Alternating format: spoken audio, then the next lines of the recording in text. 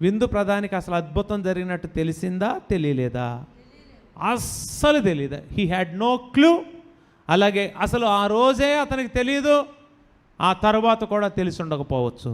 యేసు ప్రభువారు ఇది చేసింది పబ్లిసిటీ కోసం కాదు, దేవుణ్ణి మహిమపరచడం కోసమే చేశారు. రెండవది దేని కొరకు చేశారో తెలుసా? దీని ద్వారా శిష్యులు ఆయన యందు విశ్వాసం ఉంచున్నట్లు ఆయన ఈ అద్భుతం చేశారు. నేను ఇప్పుడు మాట్లాడుతున్న మాట మీ జీవితంలో ఇలాంటి నిశ్శబ్ద అద్భుతాలు జరుగునుగాక.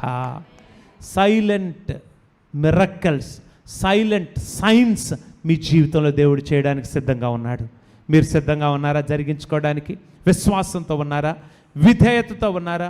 పేతురు అంటున్నాడు, అయ్యా రాత్రంతా ప్రయాసపడ్డాం, మాకు పడలేదు, అయినను నీ మాట చొప్పున మేము వలవేస్తాం.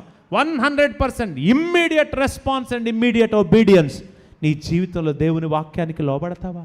దేవుని మాట నమ్ముతావా? నీవు చేయవలసింది చేస్తావా? సైలెంట్ అద్భుతాలు నీ జీవితంలో జరుగునుగాక.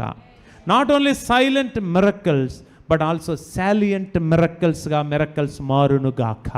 ఆమేన్.